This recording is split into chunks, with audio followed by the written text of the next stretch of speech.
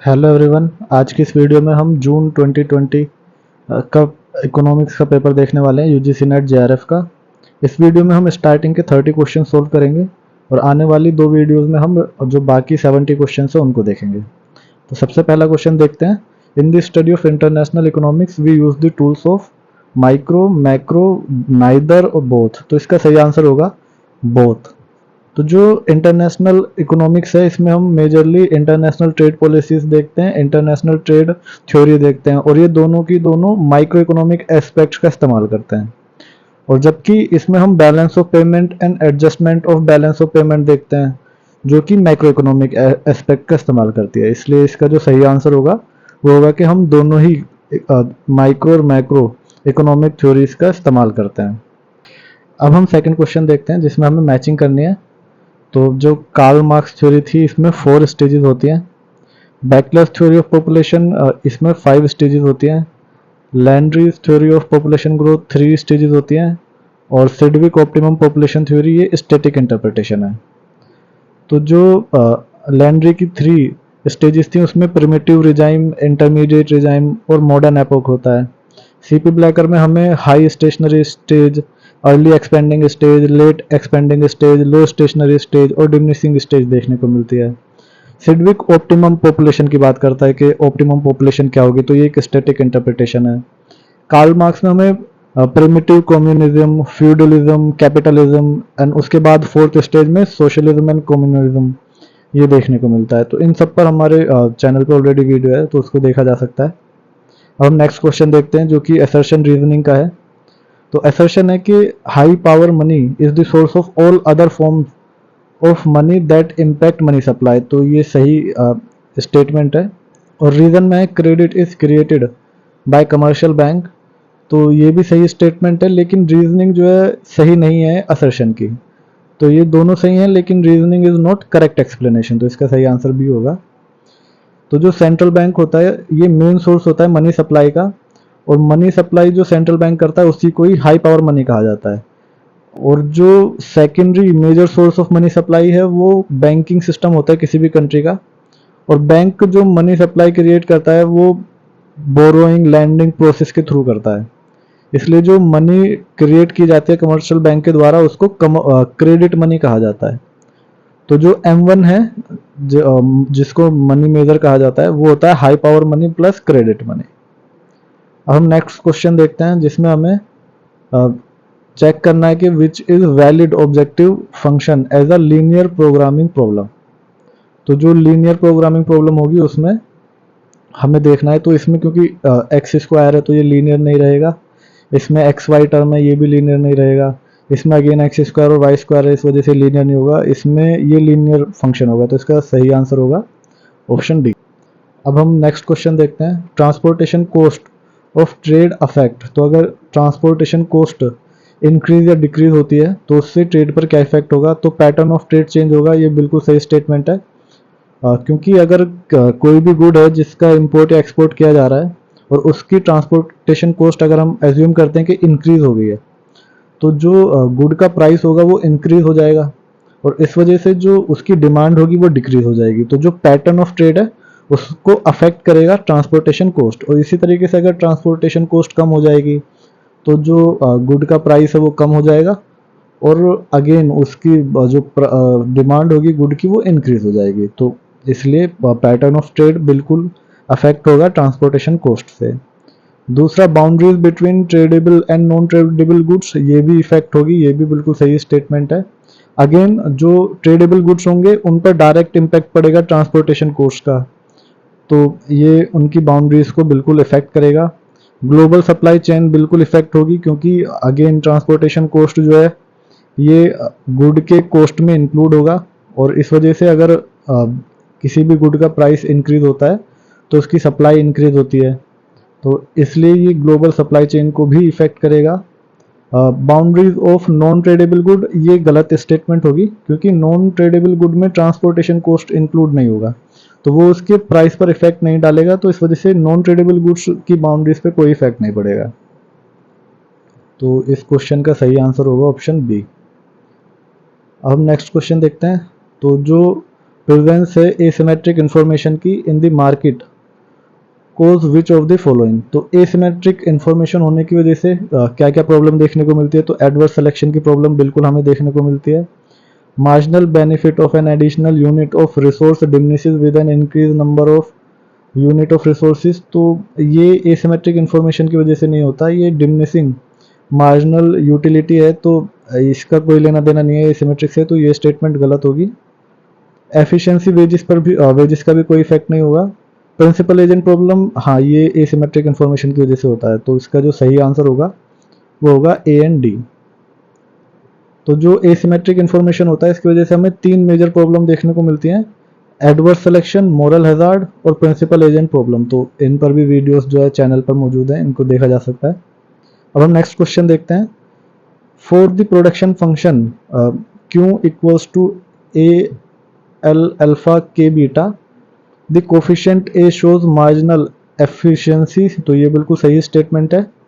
If alpha plus beta is greater than 1 then the production function exhibits increasing return to scale. ये भी सही statement है। Marginal rate of technical substitution of L for K is given by. तो इसको हम calculate कर सकते हैं। तो क्यों जो है वो ए एल अल्फा के बीटा के बराबर है। तो सबसे पहले हम एमपीएल निकालते हैं, यानी कि मार्जिनल प्रोडक्टिविटी ऑफ लेबर, जो कि होगी del Q over del L. तो इसको लिखा जा सकता है alpha A L alpha minus 1 K beta, जिसको हम अल्फा क्यू बाई एल भी लिख सकते हैं। और उसके बाद हम कैलकुलेट करते हैं मार्जिनल प्रोडक्टिविटी ऑफ कैपिटल। तो ये होगी डेल क्यू ओवर डेल के, जो कि बराबर होगी beta A L alpha K beta minus 1, जिसको बीटा क्यू के भी लिखा जा सकता है।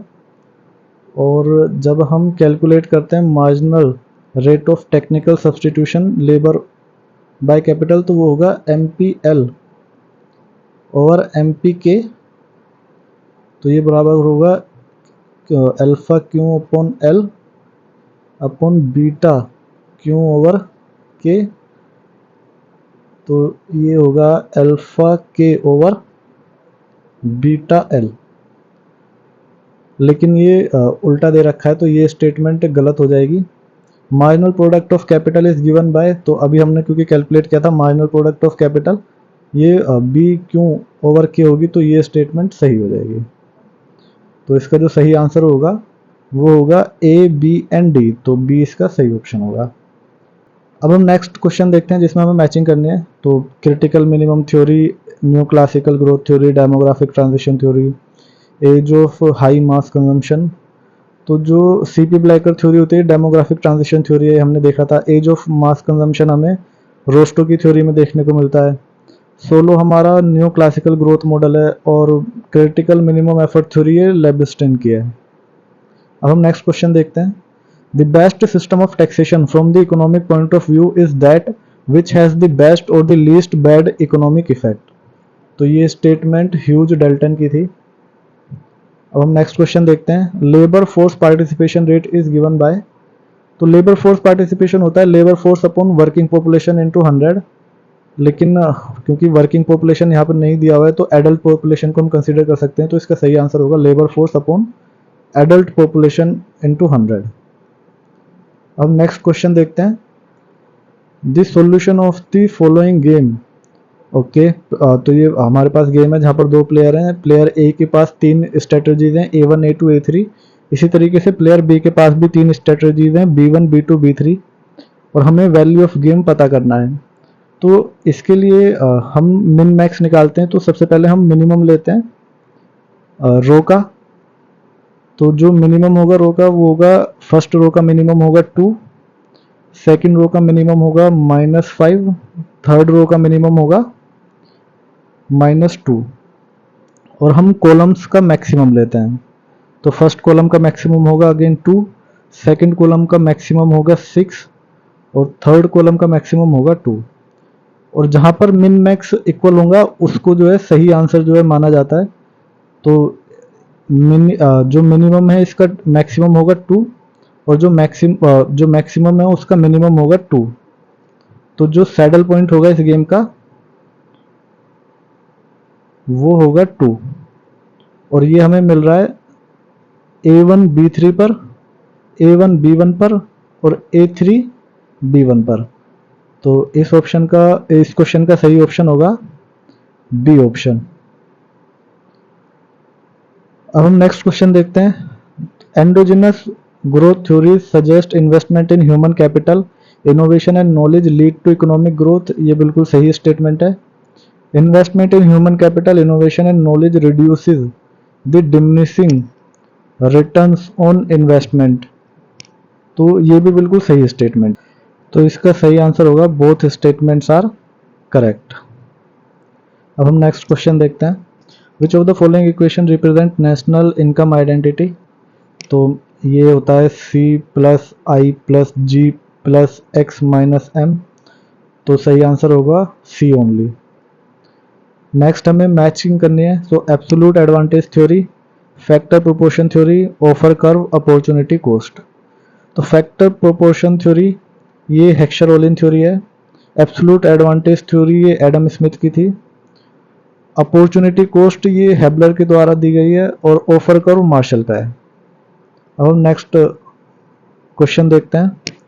Given below are two statement, one is labelled as assertion और अनदर इज रीजनिंग। तो पहला जो असर्शन है वो है कि if A is any matrix given by A equals to this then determinant of A is 0। तो ये बिल्कुल सही है असर्शन। और इसका रीजनिंग ये है कि लैप्लास एक्सपेंशन हमें परमिट करता है कि हम इवेल्युएशन कर सकते हैं डिटर्मिनेंट का अलोंग एनी रो और कॉलम, और क्योंकि इसका सेकंड कॉलम में सारे ही एलिमेंट 0 हैं इस वजह से इसका डिटर्मिनेंट 0 होगा। तो असर्शन भी सही है, रीजनिंग भी सही है, और रीजनिंग सही है असर्शन की। तो रीजनिंग करेक्ट एक्सप्लेनेशन है असर्शन का।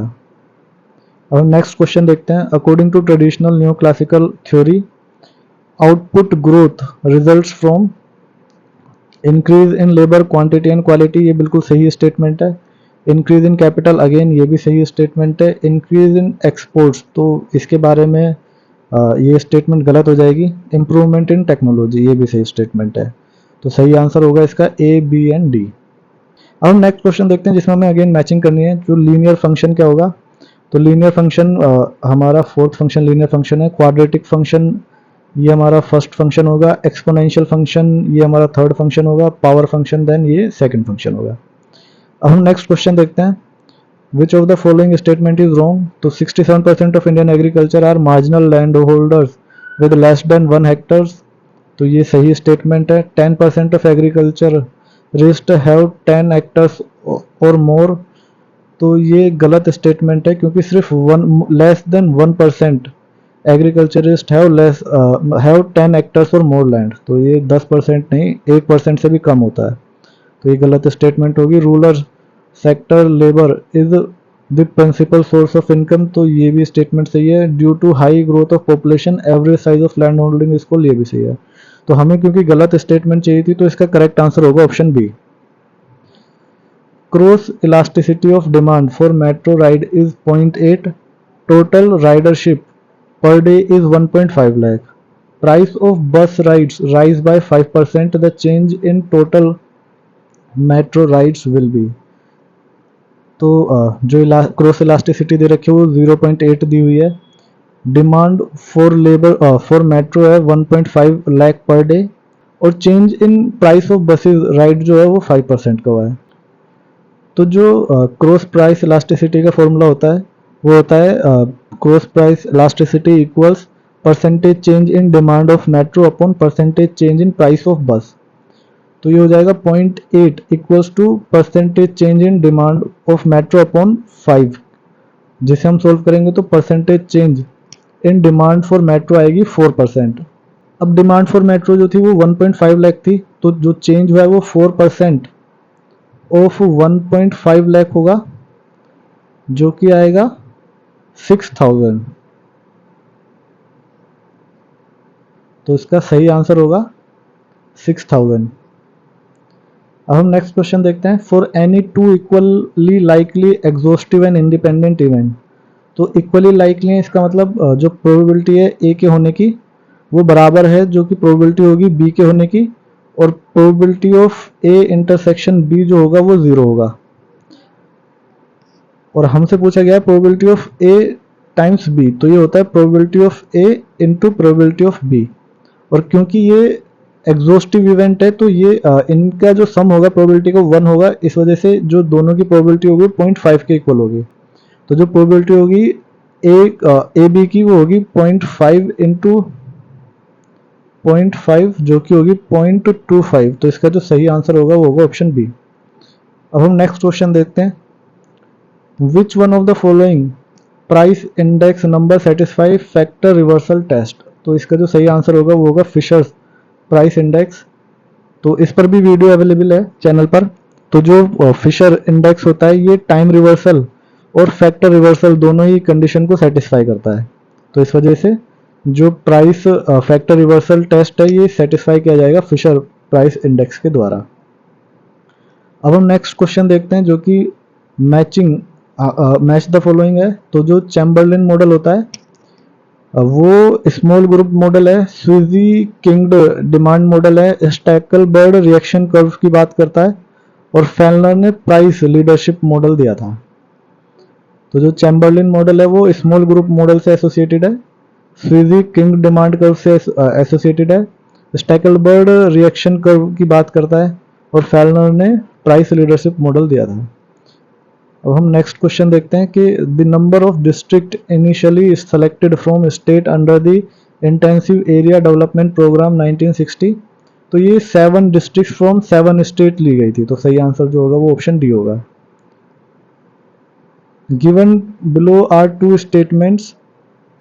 Ribinski theorem postulates that at constant commodity price an increase in endowment of one factor will increase by greater proportion the output of the commodity intensive in that factor and will reduce the output of the other commodity। तो जो रिबिन्स्की theorem है ये focus करती है effects पर of the change in factor endowment on the production output. तो अगर labour increase कर रही है तो जो आउटपुट है जिसमें लेबर इंटेंसिव गुड है वो इंक्रीज कर जाएगा ज्यादा से। ये होती है रिबिन्स्की थ्योरम। तो जो पहली स्टेटमेंट होगी ये सही स्टेटमेंट होगी। अब हम सेकंड स्टेटमेंट देखते हैं। Stolper Samuelson theorem postulate that an increase in relative price of commodity decreases the return or earning of the factor used intensively in the production of the commodity। तो स्टोल्पर-सैमुएल्सन theorem focus करती है effects को of the change in product prices on the factor income. तो अगर labour intensive good के price बढ़ेंगे तो जो लेबर है उसकी वेज इंक्रीज हो जाएगी। तो अगर आसान भाषा में समझते हैं तो रिबिन्स्की थ्योरम ये कहती है कि अगर लेबर का इंक्रीज होता है, किसी भी कंट्री में लेबर इंक्रीज कर जाती है, तो जो आउटपुट होगा जो लेबर को इंटेंसिवली इस्तेमाल कर रहा होगा प्रोडक्शन में उस गुड का प्रोडक्शन बढ़ जाएगा। और अगर कैपिटल इंक्रीज होती है किसी भी कंट्री में तो वो गुड जो कि कैपिटल को इंटेंसिवली यूज कर रहा होगा अपने प्रोडक्शन में उसका आउटपुट बढ़ जाएगा। जबकि स्टोल्पर-सैमुएल्सन थ्योरम क्या कहती है कि अगर किसी गुड का प्राइस बढ़ेगा तो जो भी उसको इंटेंसिवली प्रोड्यूस कर रहा होगा, उसके इस्तेमाल में आ रहा होगा, उसकी जो रिटर्न होगा वो बढ़ जाएगा। तो अगर किसी भी गुड का प्राइस इंक्रीज होता है तो जो और मान लो उस गुड में सबसे ज्यादा इस्तेमाल लेबर का हो रहा है उस गुड को प्रोड्यूस करने में, तो जो लेबर की अर्निंग होगी उसका जो रिटर्न होगा जो कि वेजेस होते हैं वो इंक्रीज हो जाएगा। और इसी तरीके से अगर ऐसे गुड का प्राइस इंक्रीज होता है जिसमें कैपिटल अबेंडेंस है, कैपिटल को ज्यादा इस्तेमाल किया जा रहा है, तो कैपिटल का रिटर्न जो कि इंटरेस्ट होता है वो इंक्रीज हो जाएगा।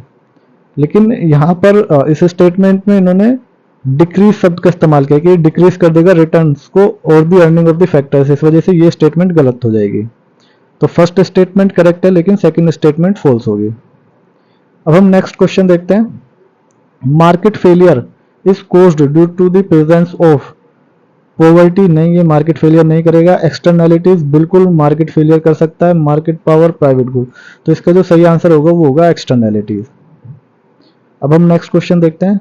सोवरेनेज इन बैंक मीन्स। तो सोवरेनेज का मतलब होता है वो difference of value of money and the cost of producing it. तो अगर एक 100 रुपीज का नोट सरकार प्रिंट कर रही है और उसको प्रिंट करने में हम एज्यूम करते हैं कि सरकार को 21 रुपीज की कॉस्ट आ रही है, तो सोवरेनेज होगी 79। तो ये economic cost of producing currency within a economy, ये बिल्कुल सही स्टेटमेंट है। The difference between the face value of the money and the cost of providing it, ये भी बिल्कुल सही स्टेटमेंट है। Cost involve in running ATM, गलत स्टेटमेंट है। Cost of making debit card और credit card in the economy, ये भी गलत स्टेटमेंट है। तो इसका सही आंसर होगा ए एंड बी। अब हम नेक्स्ट क्वेश्चन देखते हैं। Given below are two statement, assertion and reasoning question है। तो Marshall Lerner curve should be fulfil for the success of devaluation, बिल्कुल सही स्टेटमेंट है। Devaluation makes exports costly and imports cheaper, ये गलत स्टेटमेंट है। जब हम डिवैल्यूएशन करते हैं तो जो हमारे इंपोर्ट्स होते हैं वो कॉस्टली हो जाते हैं और हमारे एक्सपोर्ट्स जो होते हैं वो चीपर हो जाते हैं। तो रीजनिंग गलत है। So statement 1 is correct but statement 2 is false. अब हम नेक्स्ट क्वेश्चन देखते हैं। If disturbance term is heteroscedastic, which of the following response are based on the given statement is true? तो जब डिस्टर्बेंस टर्म हेट्रोस्केडास्टिक होती है तो सबसे पहला जो एस्टिमेट्स इन टेस्ट होते हैं वो फेल कर जाते हैं। तो test of significance based on OLS estimate will be incorrect, ये सही स्टेटमेंट होगी। और ऑल्सो जो वेरिएंस होता है उसका वो मिनिमम नहीं रहता। तो इसका जो सही आंसर होगा वो होगा बी एंड सी। अब हम नेक्स्ट क्वेश्चन देखते हैं। According to economic survey 2019, top 5 trading partners of India continue to be US, China, UAE and, तो जो फोर्थ और फिफ्थ नंबर पे है वो सऊदी अरब और हांगकांग है। तो जो सही आंसर होगा वो होगा ए एंड बी इस क्वेश्चन का भी। अब हम नेक्स्ट क्वेश्चन देखते हैं। Learning curve effect is related to firms long run average cost curve, ये सही स्टेटमेंट है। Swapped allocation is one that is Pareto efficient as well as equitable allocation, ये भी सही स्टेटमेंट है। तो दोनों ही स्टेटमेंट सही है। अब इसके बाकी क्वेश्चंस हम आने वाले वीडियोस में देखेंगे। Thank you.